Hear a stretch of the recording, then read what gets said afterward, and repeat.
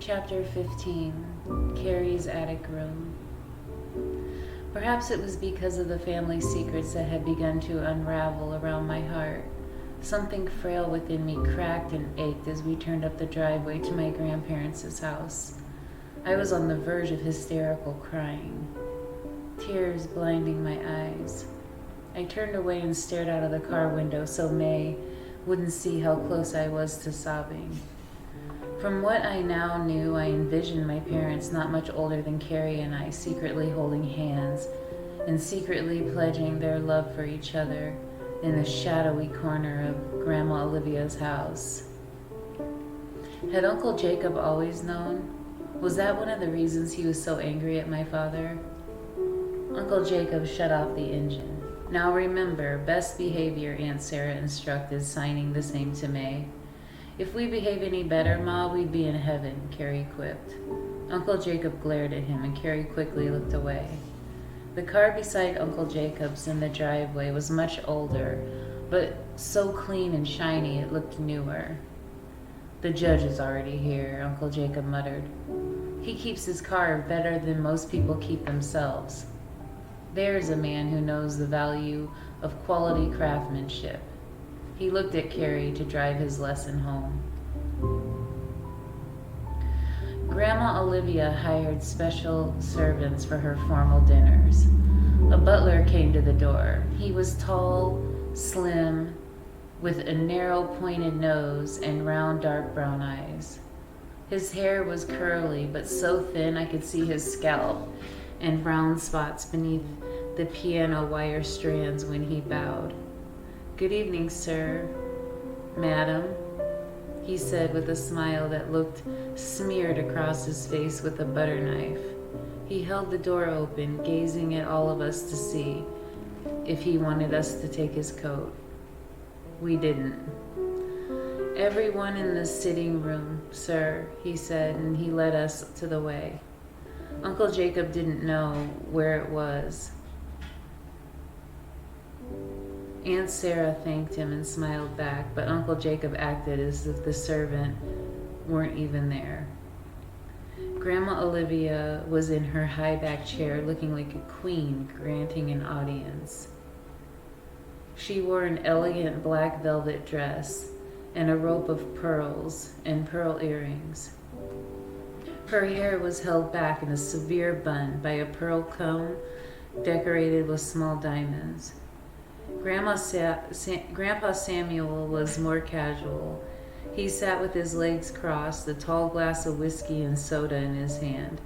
He wore a diamond pinky ring in a gold setting that glittered in the early twilight that poured through the open curtains in the window. His dark suit looked rather dapper, I thought. As before, he had a wide, warm smile when he looked at me. On Grandma Olivia's right side sat a distinguished-looking elderly man. His gray hair still shone traces of light brown. It was nearly trimmed and parted to the right. He wore a tuxedo and a bow tie.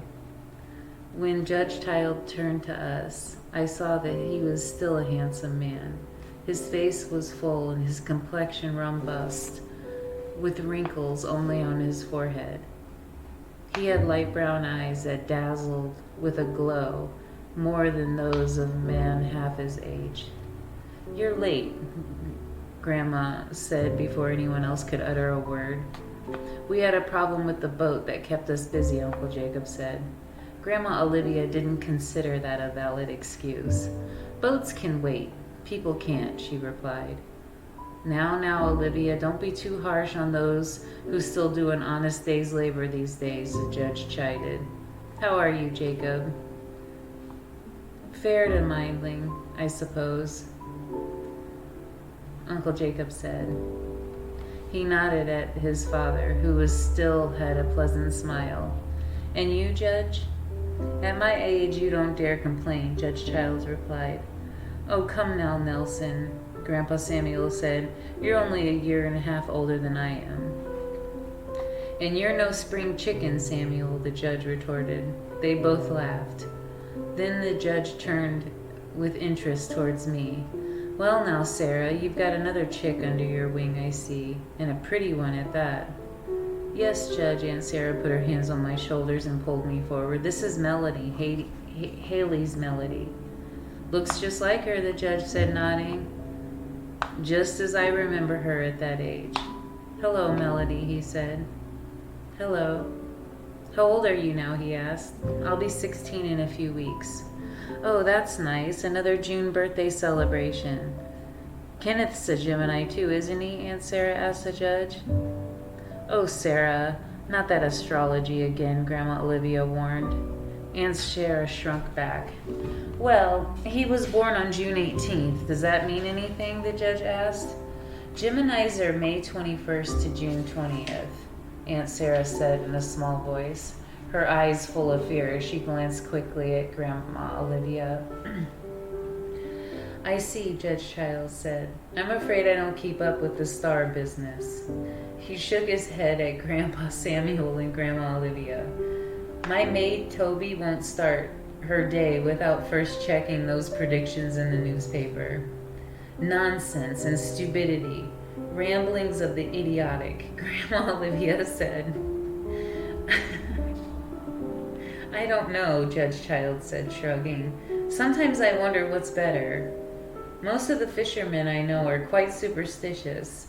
Speaking of that, how the lobster's been going this year, Jacob? Erratic, Uncle Jacob said. With all the pollution and oil spills, I doubt if my grandchildren will be doing much lobstering. The judge nodded sadly. Aunt Sarah directed Carrie, May, and me toward the settee as the butler approached to see what sort of cocktail Uncle Jacob wanted. I don't drink, he said sharply. You ought to ease up on that, Jacob, Judge Child said. Doctors are now saying a drink a day is good for the heart. I know I followed that prescription even before it was a fad. My son's afraid to cloud his judgment, Grandpa Samuel said. And he's always had good judgment, said Grandma Olivia. Especially moral judgment, she added, sending sharp arrows his way with her eyes. Grandpa nodded. That he was, that he has. I noticed that throughout most of the conversation, Judge Childs kept his attention fixed on me and held that soft smile on his lips. Finally, as though no one else were in the room talking about anything else, he asked me how my mother was doing. How would she know? Grandma Olivia snapped. Haley's off trying to be a movie star. Is that right? The judge asked, still directing himself to me. Many people have told me my mother is very pretty and enough to be a model or a movie star, I said. She has auditions and meetings in Hollywood. Is that so? Likely story. Grandma Olivia looked at Uncle Jacob, who nodded, sneering, with a face nearly a replica of his mother's. My daddy had taken after his father much more than his mother, whereas it was exact opposite for Uncle Jacob. She was one of the prettiest girls in Providencetown, the judge said.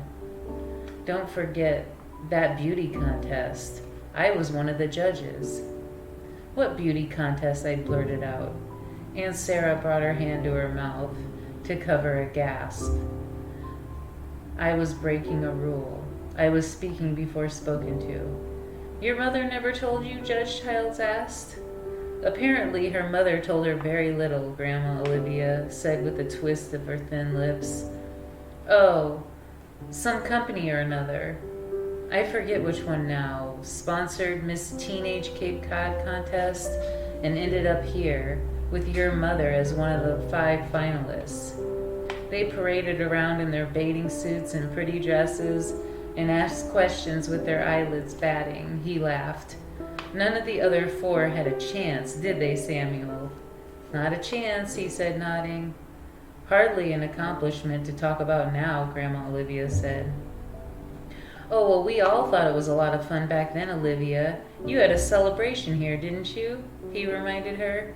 She glanced quickly at Grandpa Samuel. That wasn't my idea. I went along with it, but I never thought it was anything to brag about. Why, as I recall, Providencetown's folks were proud of that one that took their own prize. You know how people get competitive, especially those Plymouth Rock folk. Judge Childs added a wink at me. Didn't she get a trophy or something? You never saw it, Melanie? The judge asked me. No, sir. Maybe she pawned it, Grandma Olivia muttered, just loud enough for us all to hear. There wasn't a boy in town who wasn't in love with Haley in those days, the judge continued. Grandma squirmed in her chair. That's when Kenneth started camping out on your front lawn, he laughed. How's he doing these days? Grandpa Samuel asked. I can't recall the last time I saw him. Same as always, the judge said, shaking his head. If I didn't go to his studio, I wouldn't see him either. He's married to his work, worse than a monk. I hear that those small clay sculptures of turns are going for $10,000. Imagine that, Jacob. I can't, Uncle Jacob said. Just a lot of foolish rich folk, I guess. Kenneth's not complaining. The judge gazed long and hard at me again. What are your interests, Melody?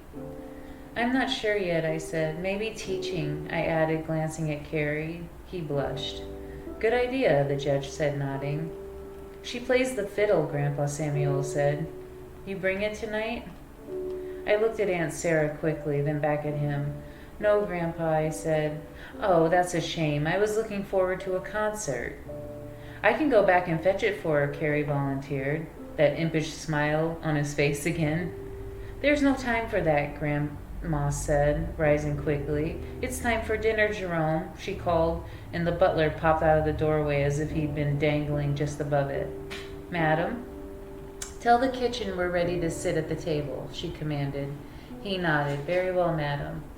The judge rose and held out his arm. Olivia, allow me to escort you, he offered, while throwing me a coy smile. Holding her head high and her shoulders back, Grandma took his arm. Grandpa Samuel followed behind them, and we walked behind him into the dining room. The table was an elegant and rich. It was richer than I'd ever seen in any movies.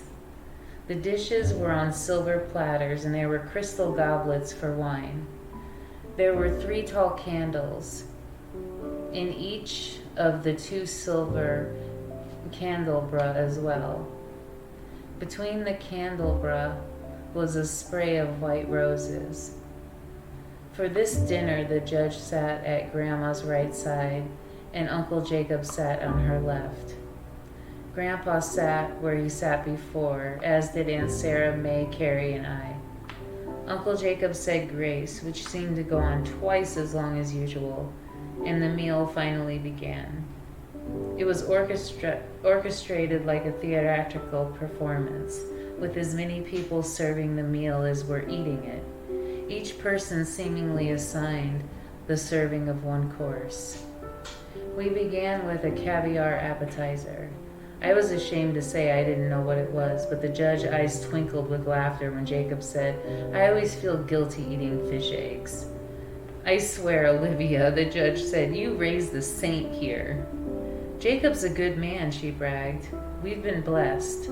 Uncle Jacob didn't blush at the compliment. He merely looked satisfied. But the judge threw me a smile and a wink. He was the main reason I was feeling relaxed.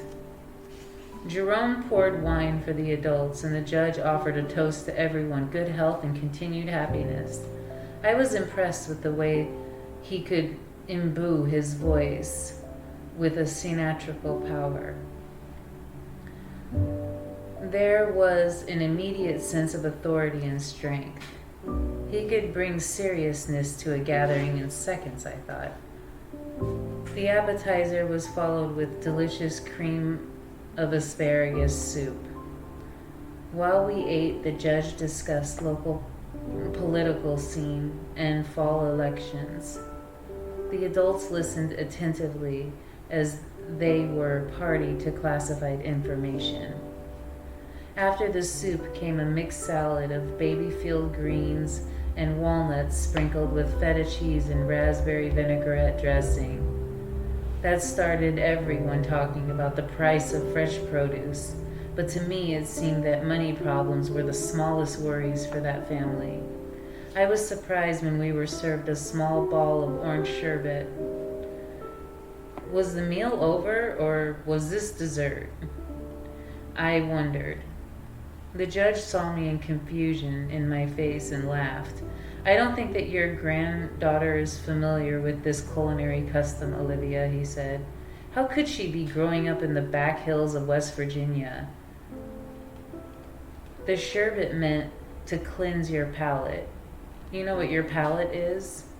Yes, I said sharply. I glanced at Carrie, who was scowling at Grandma Olivia. She caught the look in his face and turned back to the judge to talk about the race for governor. All the kitchen staff and butler served the entree, which consisted of roasted quails with wild rice and baby vegetables. There were servants all around us, replacing silverware, fixing napkins, pouring wine and water. One of the servants appeared to be assigned to Grandma Olivia only. The moment she started to reach for something, the maid was there to get it for her. It was truly an overwhelming feast, capped with a dessert that brought an exclamation of delight from the judge. Your favorite, Grandma Olivia announced. It was creme brulee, something I had never seen nor tasted before. The moment I did, I knew why the judge loved it so. Good, isn't it? He asked me. Yes, sir, I said. Nothing wrong with enjoying rich things occasionally, he said. Is there, Jacob? He asked, enjoying teasing my uncle. I had to admit I enjoyed seeing him do it. As long as you know whom to thank for them, Uncle Jacob said. Oh, I do. Thank you, Olivia Samuel, he said, and laughed. My grandpa joined in, but Grandma Olivia shook her head as if he were behaving like a naughty little boy. Really, Nelson, she said, chiding. I'm just kidding, of course. No one is more thankful than I for my good fortune. I only regret Louise couldn't be with me longer, he added, losing his smile for a moment. We all miss her, Grandma Olivia said. Thank you, Olivia. Coffee was served. Carrie and I were permitted some. I had never tasted French vanilla coffee either, but I didn't want to appear unsophisticated as Grandma Olivia was making me out to be, so I sipped it as if I drank it every day. When the meal ended, Grandpa suggested brandy and cigars in the parlor. This is when we would have heard the fiddle concert, the judge remarked, his eyes glittering at me. I could still go fetch it, Carrie offered. By the time you return, it would be too late, Grandma said. Another time. Carrie looked disappointed, but I was relieved. I would have hated to perform before such a critical audience. You children amuse yourselves, but don't go out and track in mud, Carrie, she warned. As the judge passed me, he leaned over to say, I'll hear that fiddle yet. He winked and followed my grandparents and Uncle Jacob and Aunt Sarah out to the dining room. The staff began to clear the table. You want to walk on the beach or just sit on the porch in the back, Carrie asked me. I thought for a moment. I'd like you to take me downstairs again and show me more pictures, I said. He smiled. I had a feeling you were going to ask me to do that. He signed to May, who looked excited about the idea. Carrie fetched Grandpa Samuel's flashlight, and we went out to the rear of the house. We didn't need the flashlight to walk around the outside of the house. The moon was fuller and brighter than ever, turning the ocean into silvery glass, making the sand glimmer like tiny pearls. I could see the horizon clearly, delineated on the inky night sky in the distance. No wonder ancient people thought they would fall off the earth if they sailed out too far, I said. It looks so flat. Carrie nodded. I took May's hand and led us around the corner of the house to the basement door. Don't let her get her dress dirty, he warned, or there'll be hell to pay. I signed the same to May as Carrie opened the basement door. He turned on the flashlight, found the light switch, and the single dangling bulb, then beckoned us to follow. Because the shadows were so deep, we still needed the flashlight to find the cartons and sift through them. Easy, Carrie said when he brought one of them off the shelf. The dust is thick. It'll get all over yourself. I didn't care about what happened. I started to dig into the pile of pictures. You really do look a lot like your mother did when she was your age, Melody, Carrie said. And you're just as pretty. I glanced at him and saw how intently he stared at me. May stood at my side, and I squatted beside him. We were inches apart, and the glow of the flashlight made his eyes glimmer. No, I'm not, I said. I could never win a beauty contest. He laughed. Sure you could. I'm sure you will. You're beginning to sound like Adam Jackson, I said. His warm smile evaporated. I didn't mean to, he snapped. I just meant that it's the kind of thing that he was telling me. Carrie nodded and gazed down at the pictures. Well, he said softly, the difference is he didn't mean it. I do. I kept a smile to myself as I sifted through the photographs. Under the ones I'd seen before were earlier pictures of Mommy and Daddy in boats and on the beach and swings behind the house. Uncle Jacob was in most of the pictures too, but he didn't always seem to be off to the side or even a little behind Daddy and Mommy.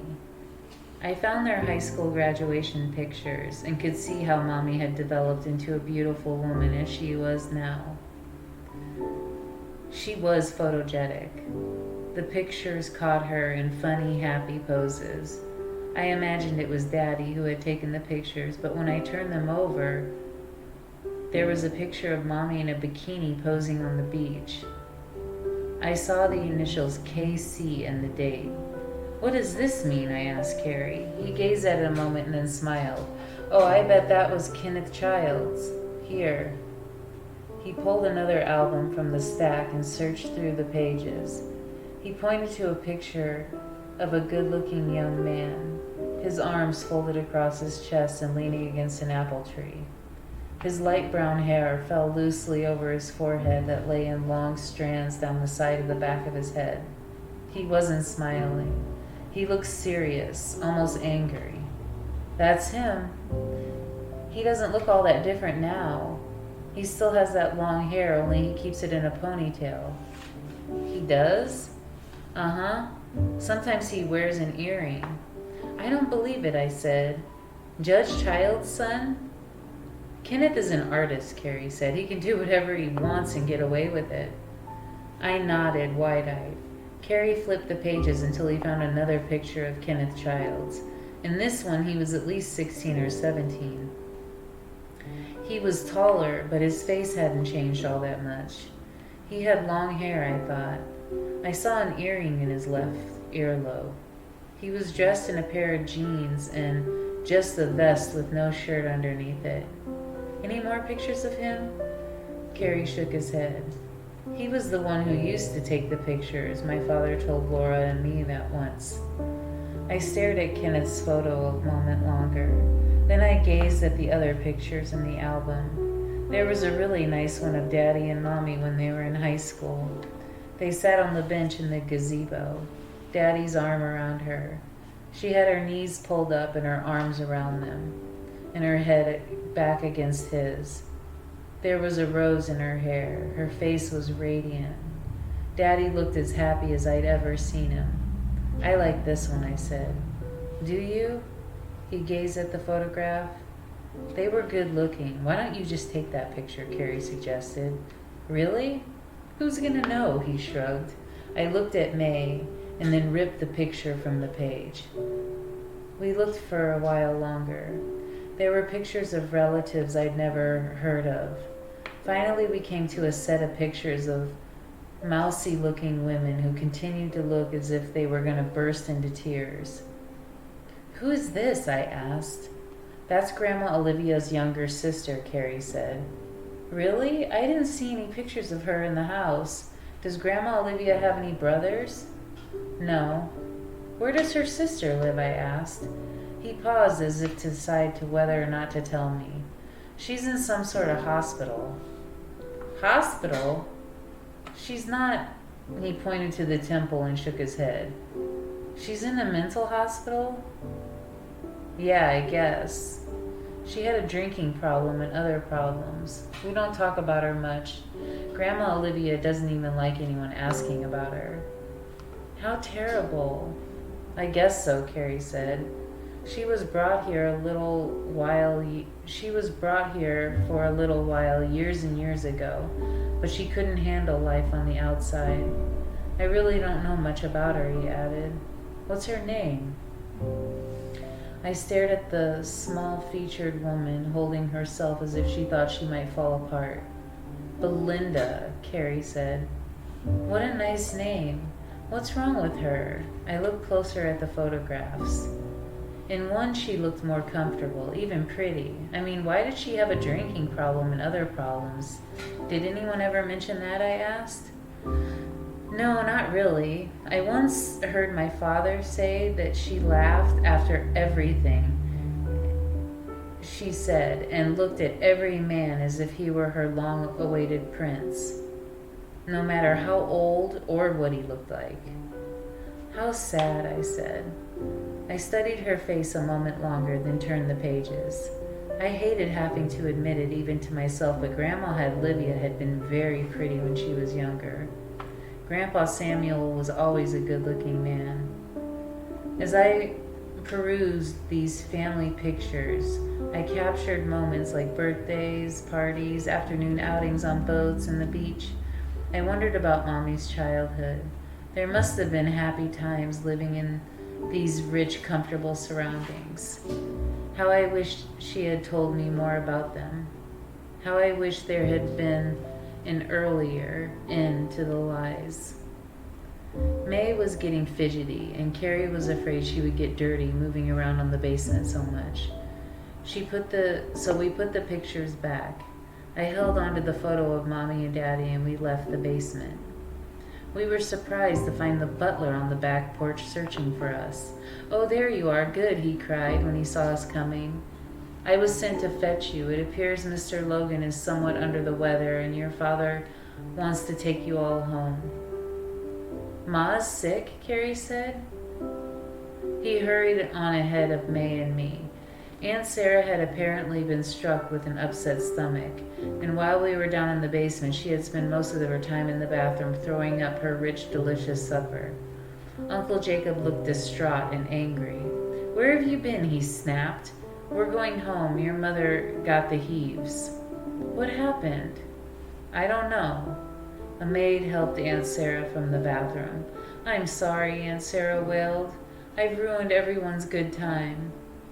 I'm sorry, Olivia, she said from the doorway. Grandma Olivia was sitting in the settee alone in the sitting room. The judge and Grandpa Samuel had been banished outside to smoke their cigars. Grandma Olivia had accused them and their smoke of churning Aunt Sarah's stomach. Men in their filthy habits, she remarked. Get her some fresh air, Jacob. Right, Ma. Say goodnight and thank you, he muttered at us. Carrie paused at the doorway first and did so. Then May followed, signed, and smiled. Grandma Olivia closed and opened her eyes as a response. They followed Uncle Jacob, and I paused. What's that in your hand? She demanded before I could utter a word. Apparently she had eyes like an eagle. An old picture of my mother and father, I replied. So Carrie took you to the basement, she said, nodding. I thought she was going to become furious. That, on top of everything else, would turn Uncle Jacob into a volcano. However, Grandma Olivia just sat there and sighed deeply and shook her head. I don't know why, but he and Laura used to love spending the most beautiful afternoons in that hole under the house. She caught herself and grew stiff again. You better hurry along. Sarah needs you to go to bed. Yes, Grandma. My heart was pounding. Carrie, May, and Uncle Jacob were at the door, following the maid, and Aunt Sarah was out of the house. I was wondering, I said, quickly, so I could hold on to my courage. If I could come by and see you by myself. See me? She pulled her head back. When? As soon as possible, tomorrow after school. She looked amused by the idea, then stiffened her lips. I was sure she was going to brush me off, but she turned toward the wall and said, I'll be in my garden tomorrow afternoon. Thank you, Grandma Olivia, I said. I'm sorry about Aunt Sarah. She turned back to me, and I forced a smile and hurried after everyone. Grandpa Samuel and the judge were standing off to the side watching the maid escort Aunt Sarah to the car. The smoke from their cigars spiraled into the night. Just give her a bicarbonate, Jacob, Grandpa Samuel said. That's what comes of a steady diet of plain and simple food, Jacob. Take your wife out for a restaurant meal once in a while, the judge suggested with a grin. Feed her poison so she gets used to it. No, thank you, Uncle Jacob said. The judge roared. He looked at me. Good night, little Haley, he said. Don't forget to practice that fiddle. We got into the car. Aunt Sarah had her head back, and the maid had given her a wet cloth to put on her forehead. I'm sorry, Jacob, she said. It all just started bubbling in my stomach. Let's not talk about it, Sarah. It'll only make it worse. He drove home as quickly as he could. For the whole ride back, May sat forward holding Aunt Sarah's hand and looking concerned. Carrie tried signing that she would be all right, but May remained near tears until we got Aunt Sarah into the house and bed. Finally, my aunt's color returned, and she told us that she was more comfortable. She kept apologizing to Uncle Jacob, who finally said it was all right. He thought that the food was too rich, and he admitted he had a hard time holding it down himself. Get some sleep now, he declared. May kissed her mother goodnight, and we left the bedroom. I'm going to listen to some news on the radio, Uncle Jacob told Carrie. See what your sister gets to bed. Aye, Carrie said. He turned to me, and I helped get May into her room and calmed enough to go to sleep. Afterward, we paused awkwardly in the hall. I wonder what happened to that whale on the beach, I said. Let's change and go see, he suggested. About 10 minutes later, both of us were in our jeans and sneakers. Where are you going? Uncle Jacob called from the living room. To see about that beached whale, Carrie said. Be right back. Make sure you are, Uncle Jacob warned. We hurried out of the house and over to the beach. The absence of the crowd of people indicated something had occurred. When we drew nearer, we saw that the whale was gone. Coast Guard must have dragged her out into the sea, Carrie said. Think it's all right? I gazed over the dark water. Either she swam off and sank where the uninhibited At least she won't be victimized by cruel people. Yeah, he said. Even in the darkness, I could feel his eyes on me. You sure look like your mother in those pictures. Thank you, I muttered, looking down at the sand. Then I took a deep breath of the fresh salt air. I guess I'll catch up with my reading for social studies, I said. Catch up? I bet you mean go ahead. Something like that, I confessed, and he laughed. I'll try to see all your teachers, get them, and give me your work so that you don't fall behind. Whatever, he said. We started back to the house, and I walked with my arms folded over my breasts and my head down. Above us, the night sky burst with stars, but I felt afraid to look up, afraid that I would be hypnotized and spend the whole night standing on the beach. Say, Carrie said, would you like to see my model ships? Up in the attic? He nodded. Sure. When we entered the house, we heard the voice of the radio drowning about sin and damnation. Both of us peeked into the living room and saw Uncle Jacob slouched in his chair, asleep and snoring almost as loudly as the radio. Carrie put his finger to his lips and smiled. We walked up the stairway quietly, and he pulled down the ladder to the attic. Careful, he said, as I started up after him. He reached down to help me make the last few steps. It was smaller than I thought. On my earlier quick look, I hadn't seen the roof slanted on both sides of the room. He had a table on which he worked on his model ships. The completed ships were lined up on a half a dozen shelves. It looks as if he had done 100 or so models. To the right was a cot, and on the left were boxes and sea chests. "Careful," he said when I stood up. "Watch your head." The roof slanted sharply, so I had to move forward to stand up straight. "This," he said, going to the shelves, "is my historical section. They go left to right chronologically. This is an Egyptian ship." He lifted it gingerly and held it in front of me. "About 3000 BC. It has a double mast joint at the top from which the sails are hung." He put it back and lifted another. "This is Phoenician. They are better shipbuilders. It's called a round boat. One of the first to depend mostly on sails rather than ours. And you can see it has larger cargo space." I saw how serious he was when he talked about the ships. His face filled with enthusiasm and brightened. His voice was full of energy as he talked fast and so much. I was overwhelmed, but I tried to keep up. He went through the Greek and Roman models and showed me the Norse vessel that he said used to invade England. He even constructed a Chinese junk. He said that although it was still used, it lacked the components regarded as fundamental to ships: a keel and stern posts. He lectured and illustrated everything on his models, but I saw that he was the most proud of his sailing ships. "This," he said in a low, breathy voice, "is a replica of the HMS Victory, the flagship. It's beautiful, Carrie, isn't it?" He beamed. He put it back carefully and lifted another. "This was Laura's favorite," he said. "It's a replica of the Great Republic, built in 1853.